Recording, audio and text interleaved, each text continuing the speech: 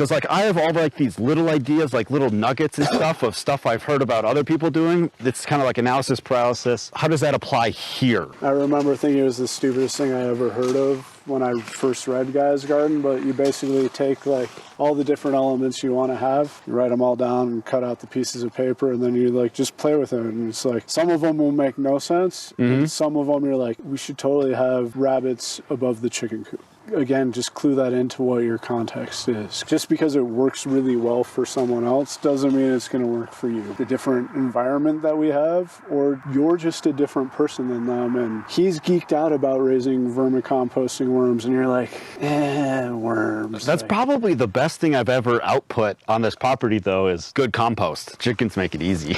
Chickens make it easy, and having good compost makes a huge difference around here because compost doesn't really happen naturally.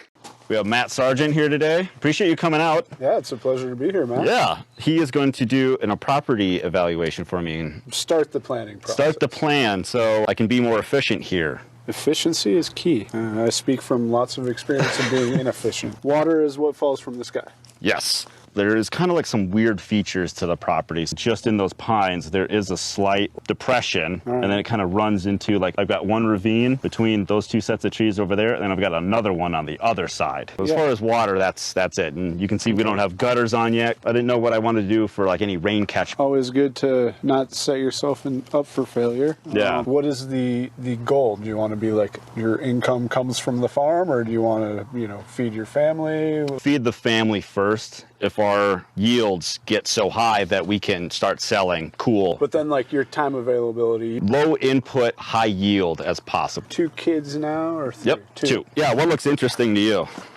I guess I can tell you've done some stuff already. Is this productive or mulch for fun? Or I brought in 100 yards of wood chips.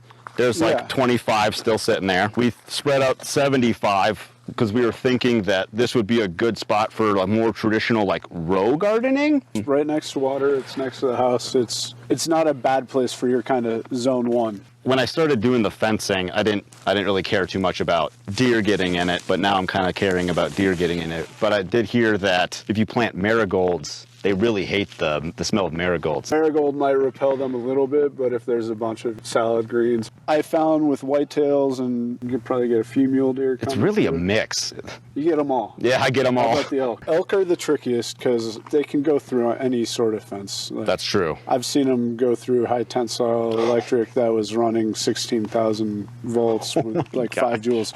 I touched that fence once with my elbow and fell straight to the ground. That's on film. You can find it on ABC Acres. But with deer, a 3-dimensional fence, it doesn't have to be high. I've even done it with 2 rows of step-in posts. They can jump high, but they don't like feeling like they're landing in that trapped area. Sure. Okay. And I'm sure they're agile enough to go up and up, but they don't. If you did electrify it, which, you're on grid, so why not? You can bait it with like aluminum pie plates.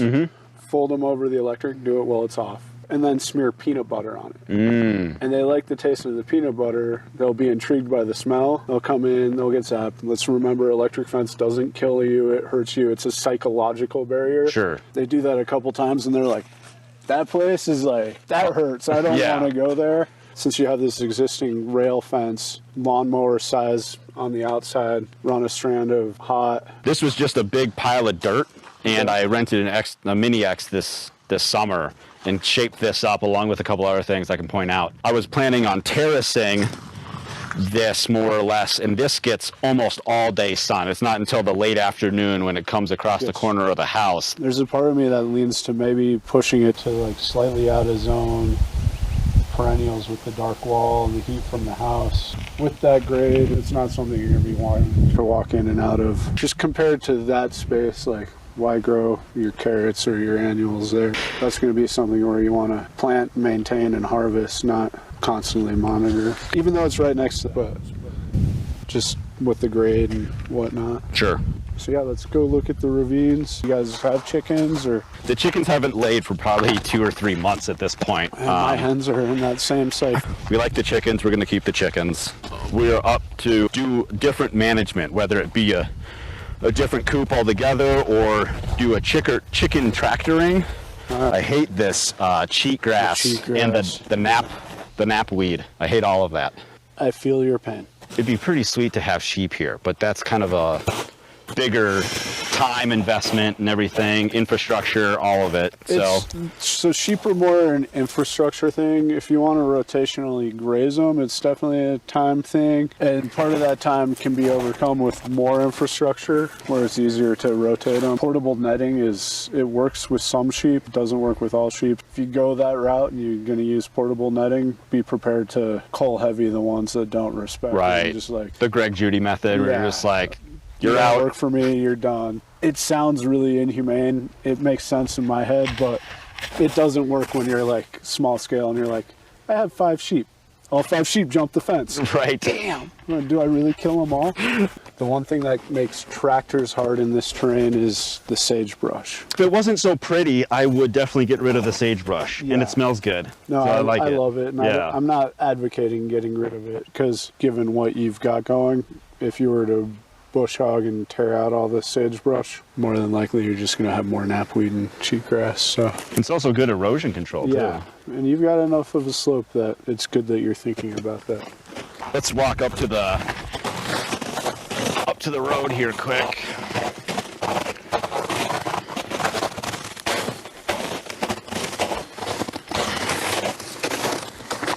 So it comes down here and it can like get cut into here, and then through there it feeds one of the ravines. Free water.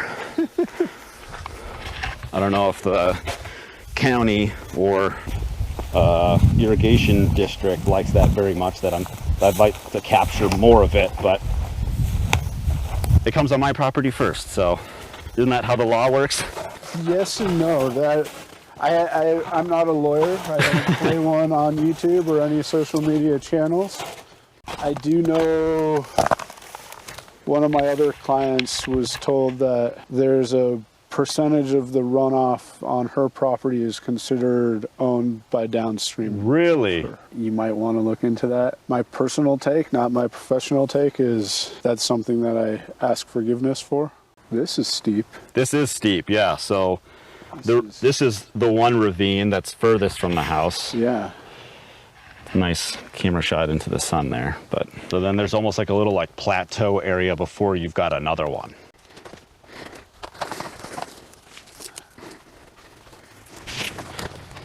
But that little like ditch or whatever you want to call it cuts through here real nice. I always had a vision of maybe putting like, I don't know, some sort of like Airbnb or mother-in-law suite over here. I mean, access sucks, but it'd be a cool spot and just naturally between the two ravines. If you wanted to generate income, putting a mini house here or something would, the way things are going, and make you some money. Yeah, we were supposed to do like Airbnb the house, buy the travel trailer and go on the road and everything like that, but because the Airbnb market around here has just like gotten so saturated, everyone's in it. Like all you need is like a little shed. Yeah. Throw a bed in it and... But they're all selling out, aren't they? I know at least in the summer months it's almost impossible to find a hotel room or Airbnb around here.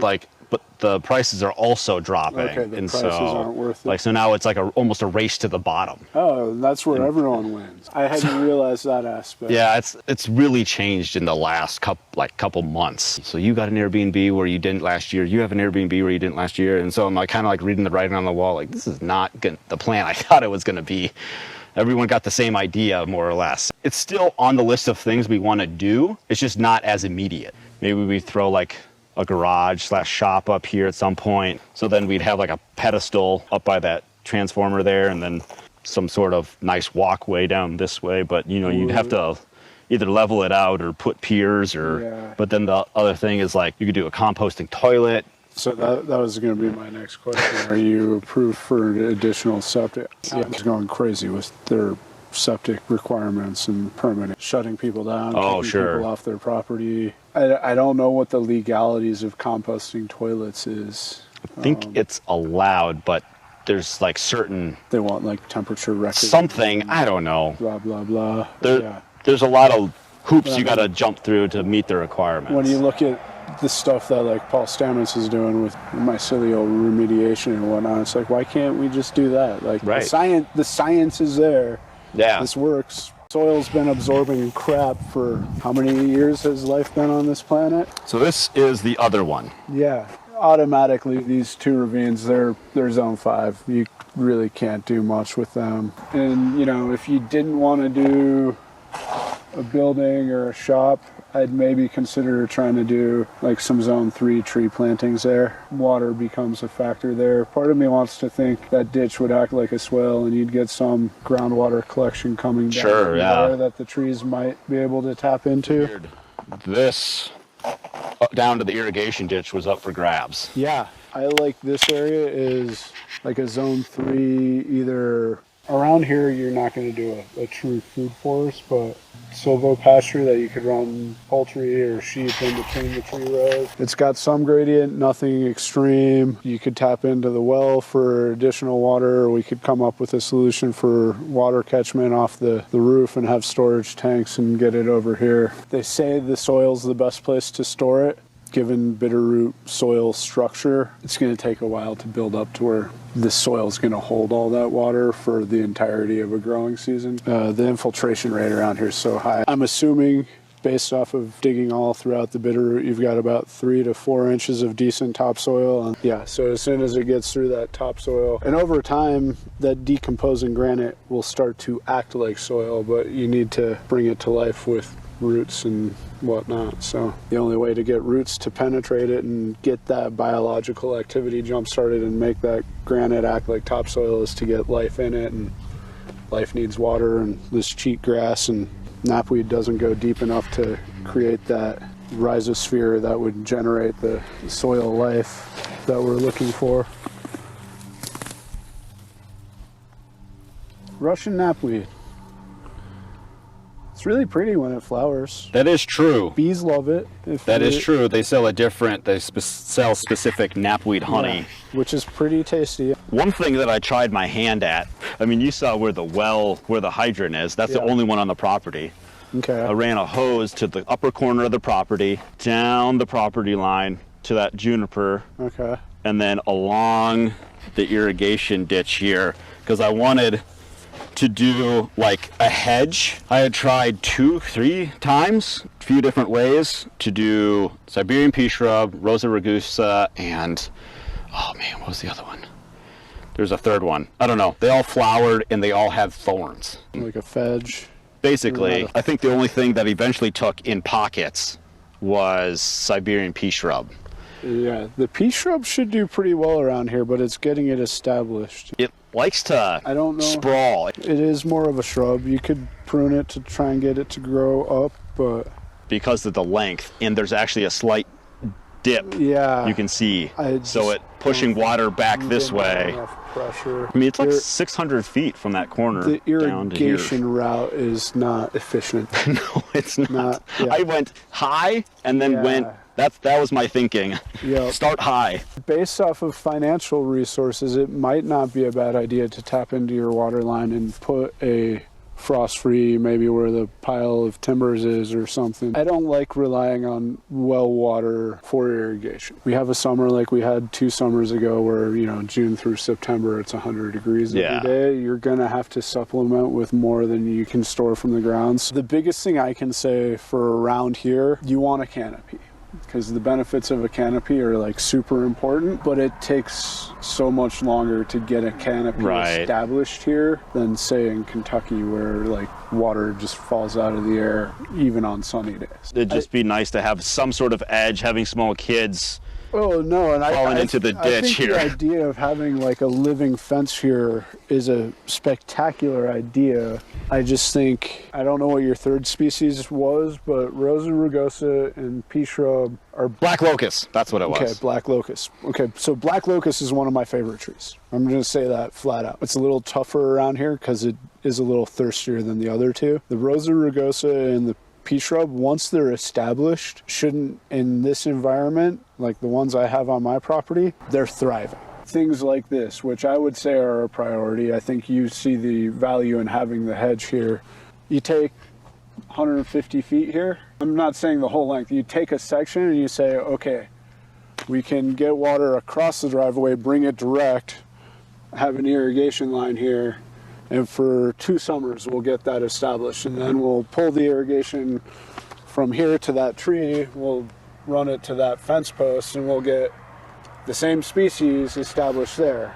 And so yeah, in 15 years it'll look funny because this first 75 feet is 5 years old, and this 75 feet is, you know, half its age, and then you've got another section going down there, but eventually you will have that living fence here.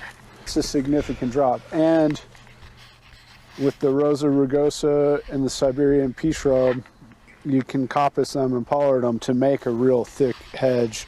For every 2 of those 2, I would do 1 black locust, just because. Okay. But it is going to be the thirstier one. But the benefit is, unlike the pea shrub or the rose, which are going to have deeper roots than what we have here, and start building some soil biology deeper, that black locust, it's going to go deep. Okay. And honestly, if you plant black locust here and that ditch is full, in 10 years, it's going to be drinking from the ditch. Dang, dude, we're like, I don't know, 30 feet up? I'd maybe even throw some poplar in there, even though they're really thirsty too. They're clearly doing well close to the ditch here. The black locust and the poplar, if you got them established on this shoulder, as they come up, they're going to provide shade for any future orchard type endeavors in there. And a windbreak too. If you can minimize the wind around here, that's going to help keep water in your ground because it's going to minimize evaporation. So there's my lack of a backyard.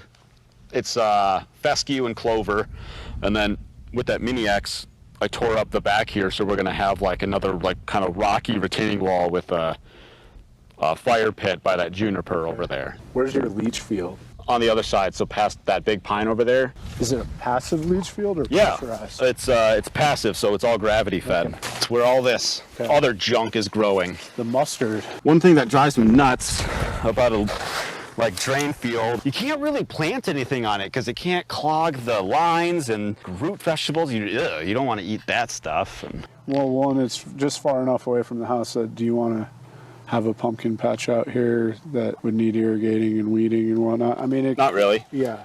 I'm pretty lazy, so I mean, if the deer come out and like start eating pumpkins, if it grows deer, if it makes protein, could try fencing it off with the 3D, step-in posts and growing chicken food plots. So mow it down and then, either do a light tilling or not, but grow like peas and radish, and when you notice it's ready, bring chicken tractors in or whatnot. One, the chickens probably aren't going to eat the radish, so they'll eat the greens, right? Sure. It's not you eating something that grew directly in your own poop. So you're eating the eggs or harvesting broilers. You've got a second layer of protection, right? Maybe like zone 2 annuals, but you're not putting a ton of effort into it. Broadcast and then mow, be mulch for the broadcast seed, and what comes up is food for the chickens. Feed is relatively cheap, right? Especially if it does become feed. Yeah. Let's see what you have before we decide any future. Sure.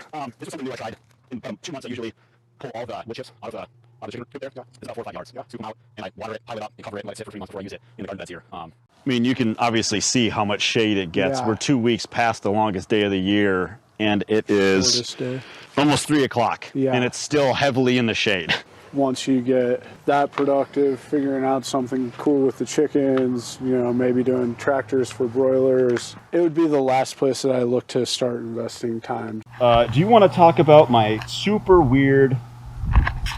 They're not weird. They're beautiful in their own way. They are beautiful in their own way. How functional are they? Have they been working good for you? They work fine. This is kind of like the second iteration. I had frames from something else entirely, and blah, blah, blah. Here's where I'm at right now. I call it like a DeLorean greenhouse. So like the greenhouse plastic, obviously it's not sealed up very well. Yeah. But the idea is that you get an extra couple degrees. Yeah. So these are supposed to like roll up. Probably better with 2 hands, not holding a selfie stick. Right. So they roll up, and there's usually like bungee cord, and then these swing open to access the garden bed, and that's what this stick is for. Hence the DeLorean name. I thought we were going to do some time traveling. Time traveling to a better idea. No, this is great. It does okay. The idea was fence the plants in versus fencing the deer out, because this was cheaper. Yeah. Like, this was almost entirely free materials minus the greenhouse plastic. Yeah. Like the cedar here slab wood is relatively... was from that shed project, and after that shed project came the chicken coop. I feel like they're in a bad place.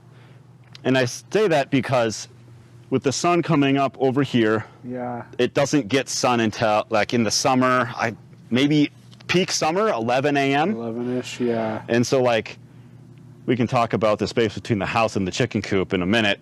That's shaded almost all the time. Yeah. So that's kind of a problem. So where these are at, I feel like they have to move. It'll be a chore, but they're not permanent. If you wanted it in this area, they're probably better served on this corner of the house. I'm assuming in the heat of the summer, the plastic's totally off. Yes. Yeah. Yep. Maybe just for like colder nights on little bit sensitive plants. I think those beds would be a lot more productive here in the greenhouse. You'd get a lot more out of it to have something here, and you know, the kids can, I want to go grab a ground cherry. Yeah, you know, you're sitting at the fire, you can still see them. They're not running up there near the road. But then you've got the weird, like, in the heat of summer, because like my property, I'm full south exposure. And my plants get too much sun. So I've got those shades on the deck that I made those too. So that's just shade cloth. Yeah. I was thinking, I'd like to replace them because how they work, but they're kind of crappy to use. Yeah. It's kind of a theme around here. But if and so I was going to take those off and add another layer on top of the plastic. So if I need it shaded, it could be shaded. You know, you have the greenhouse plastic. In theory, that's your season extension, right? Mm-hmm. You lose that season extension by it being in the shade. Right. You had it over here, you get stuff going earlier than you could in the upper garden. You've got a lot of potential for fun projects here. Honestly, the biggest things that jump out to me would be getting into more of the contextual issues, like what do you want to invest in it, both financially and time. What your existing resources are, what, you know, you yourself personally have, or what you can borrow from neighbors, or if you need a bobcat, are you renting that? Kind of going through that checklist. If we're investing, what do we need to get out of it? You know, do we need to actually say we're producing X amount of food and that justifies what we invested because we're saving that on grocery store bills? Or is the quality of life that you get by having these systems in place, is that worth the investment in and of itself? What's the balance there? What do you want this to look like in 5 to 10 years, you know? But things that jump out to me immediately are that should be, you know, a zone 1 vegetable garden. Good sun, it's got water, it's highly visible.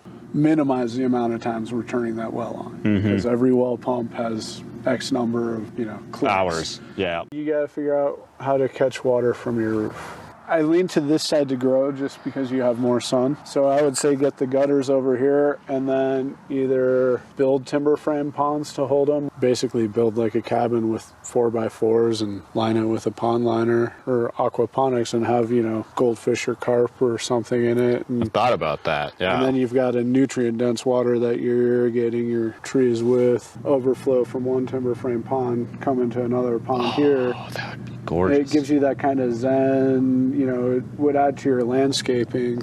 We could make it look more wild, or like if we are going to do, you know, timber frame ponds and have the DeLoreans along here, could almost go like English garden type, perfectly spaced trees. Oh, sure, like Very symmetrical and organized. okay. Symmetrical. I kind of like both. Yeah. I like symmetry, but it is kind of cool to when you see somebody's garden, like it just looks just wild. The little captions are like, this is that, that's Organized this, that's this. chaos. And I was like, wow, that's pretty cool that you got all these layers to it. Like an arbor coming from the door to here, that gives you like maybe 4 feet of arbor, and then an open that would spot be sweet. 4 feet. So it starts to look like that more formal landscaping, but it's still productive, and you know, you got some comfort or whatnot in the ground cover and different flowers, and make it so it's all food, fiber, fuel, or medicine, right? Right. But it looks kind of like that more formal landscape that comes out to your fire pit, and you come and hang out, and the kids can run in the garden, and you got your 4-foot arbor there, 4-foot gap, a 4-foot arbor. So you got kind of the tunnel to walk out, open spots for the kids to run in, the clover for the bees. Maybe there's a chicken tractor here, you know. That is one thing my wife does not want. She's like, I don't want any animal poop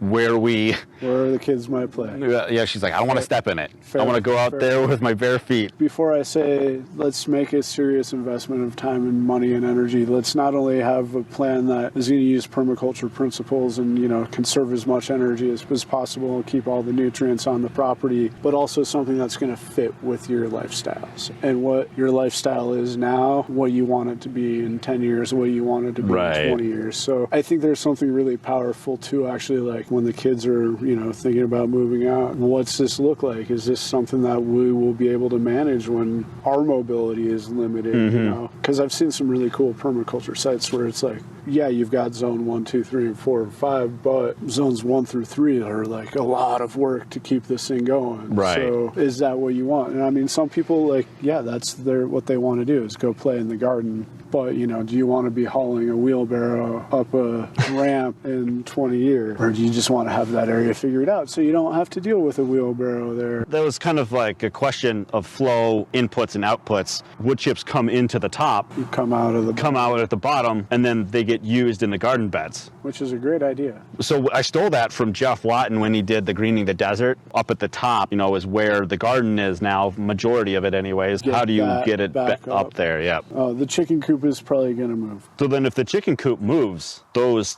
steps are going to go somewhere else, because I was going to run it right down the middle, which is where I put in that French drain. Don't build steps yet. I've interviewed you for the podcast and stuff, but one thing that we didn't go over, because we just jumped right into walking the property, was what is your experience? Who did you work under? I'm Matt Sargent. He said my name earlier. So I grew up in Colorado. Always wanted a homestead, but at 81,000 feet, it's a little difficult. You had 2-month growing zone. I moved to Indiana, kind of started homesteading, found Gaia's Garden, which is, you know, everyone's best gateway. Within a year, I was leasing land in Kentucky, starting a farm, trained under Mark Shepard, did his restoration agriculture program, so his version of a permaculture designer's certificate. Ran my own farm for about 2 years before we moved to Montana, where I managed ABC Acres, which is a pretty impressive permaculture farm in the valley. Left to chase another dream, and now I'm here and doing consulting, looking to start a design firm of my own. That's me in a nutshell. And that's why you're here. Yeah. Thanks for being here, man. Thanks, Matt. It was a pleasure. I am Matt DeRozier of FarmHoplife. Thanks for watching. Don't forget to subscribe and visit FarmHoplife.com.